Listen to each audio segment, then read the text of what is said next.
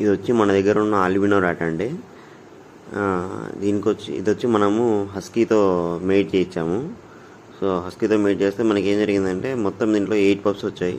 8లో 2 pups మాత్రమే hooded పడ్డాయి. మిగతావన్నీ ఆల్బినో పిల్లలే వచ్చాయి అనమాట దీంట్లో.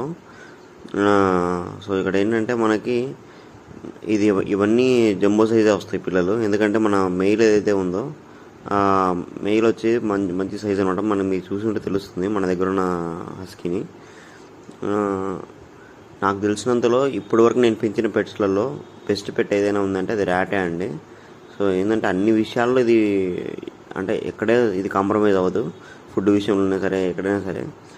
దీనికి వచ్చి ఇంకొకటి ఏంటంటే మనం ఎంత ఫుడ్ పెట్టినా ఇది వేస్ట్ చేయదు. 99% ఫుడ్ అంతా మొత్తం తినేస్తుంది. ఇంకోటి ఏంటంటే కొంచెం దీనికి తెలివి ఎక్కువ అండి ర్యాట్కి. మనతో బాగా ట్రైన్ అవుతుంది. మనం బర్డ్స్ని టైమ్ చేస్తాం కదా, అట్లా టైమ్ చేయొచ్చు ర్యాట్ని బాగా మంచిగా చేసుకోవచ్చు.